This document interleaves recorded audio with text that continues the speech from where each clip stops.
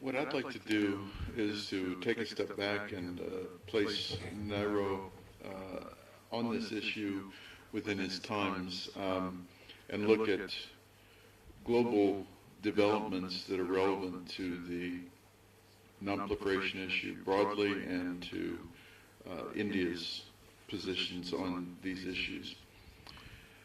From the end of World War II until the late 1940s, the nuclear landscape was marked primarily by the recent memory of the bombings of Hiroshima and Nagasaki. Clearly, they highlighted the unprecedented destructive power of even first-generation nuclear weapons, and already by this time, scientists were talking about next-generation nuclear weapons. They evoked moral outrage across the world in many circles, even though the horrors of World War II, and particularly fire bombings in Tokyo and Dresden, for example, produced more fatalities. And finally, they foreshadowed a world of nation-states engaged in proliferation, arms races, and nuclear conflict.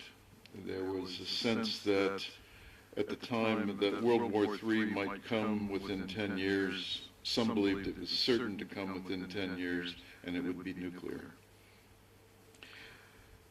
On the other hand, the seemingly limitless promise of the peaceful uses of nuclear energy, even though they had an attendant danger due to the Janus-based or dual atom that has both military and civil uses, were also colored this emerging nuclear era. The initial reaction to the hopes and fears generated were to discuss disarmament very seriously. I think that certainly the authors of the Etz and Lilienthal report were, I think, strong believers in disarmament, but perhaps not all of the officials in the State Department and elsewhere in the U.S. Shared that view entirely. But disarmament was a serious prospect. The international control of atomic energy, now it seems so draconian, international ownership of all dangerous nuclear activities, from mining through the production of fissile material to weapons R&D, would be under the control of a supranational body. At the time, this was believed to be the only possible solution to the dangers of this new source of both destructive and beneficial powers, but in a world of nation states.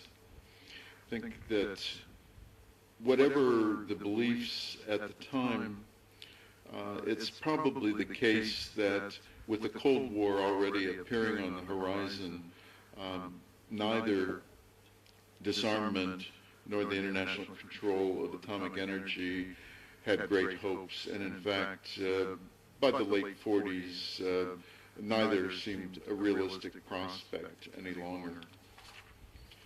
I think that in many respects, if you look at Nehru's advocacy of disarmament in this period, he very much was a creature of his times.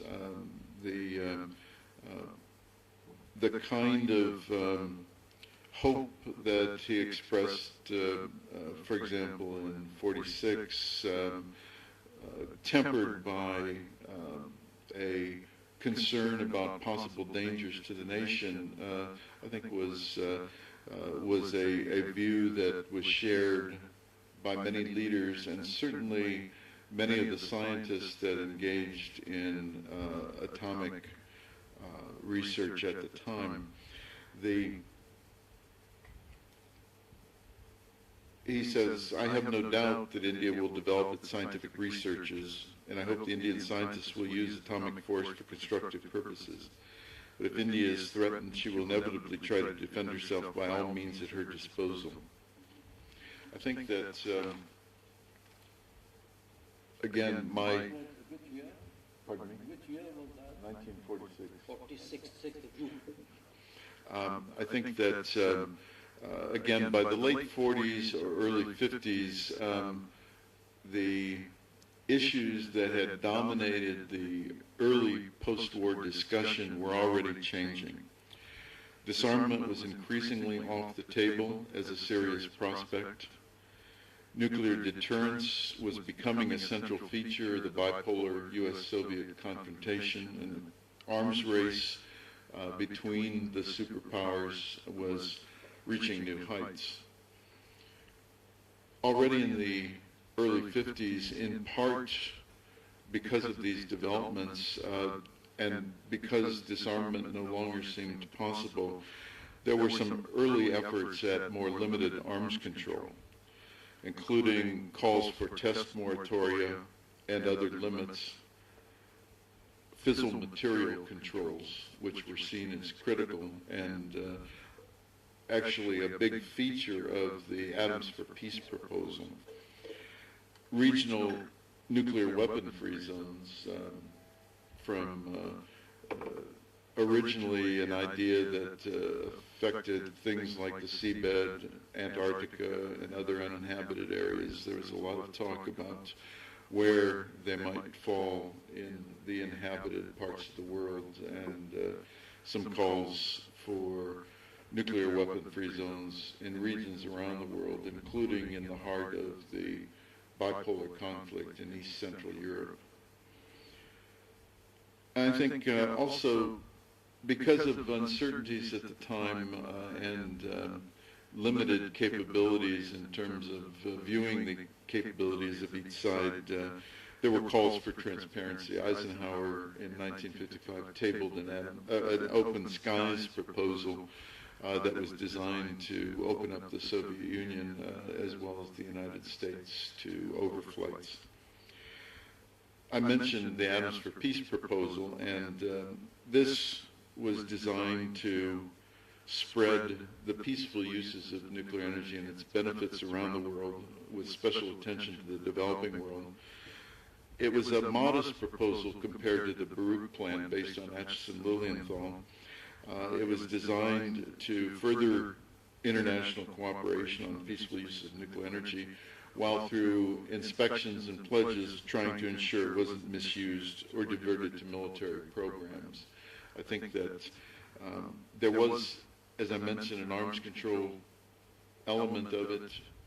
Fissile material production was considered a choke point for nuclear weapons development, and uranium was still viewed as quite scarce at this time.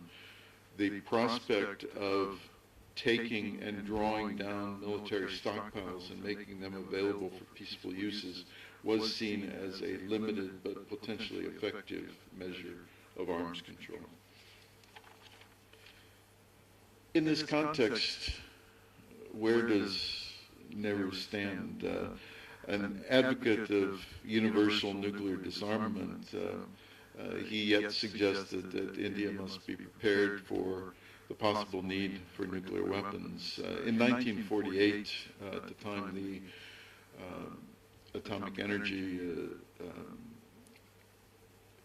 Department of Atomic Energy was being created, he said that we must develop this atomic energy quite apart from war. Indeed, I think we must develop it for the purpose of using it for peaceful purposes. Of course, if we are compelled as a nation to use it for other purposes, possibly no pious sentiments of any of us will stop the nation from using it that way. This was, I think, a very different tone in my reading than the quote from 1946, although the caution and the hope, I think, are in both. But I think it already suggests that there's a different world that India will have to deal with, and that world demands that India be prepared. Now, it seems to me that that Nehru was advocating a number of concrete steps that matched the new developments of the late 40s through the 50s.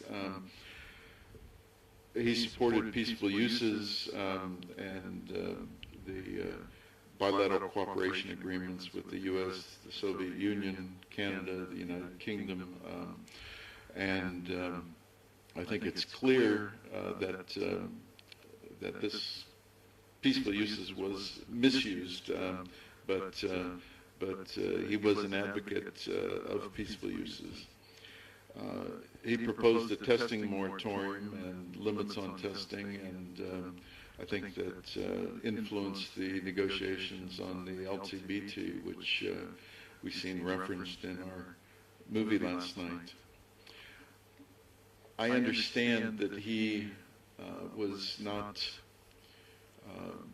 sanguine about the prospects for nuclear weapon-free zones, particularly in territories that were contiguous to existing nuclear weapon states, and indeed among the more controversial of the nuclear weapon-free zone proposals at the time was a Polish proposal for a zone in the heart of Europe. But against these arms control proposals, which I think could be regarded clearly as in India's interests and not truly raising significant tensions with the goal of at least the preparations for, if not the actualization of a nuclear weapon program. But at the same time, as Professor Conrad suggests, Nehru's leadership was essential for the weapon program. I think that he committed to ensuring the capabilities existed, and anything I've ever seen, never suggested that the nation or its defense could be sacrificed for the sake of a arms control principle. Thank you.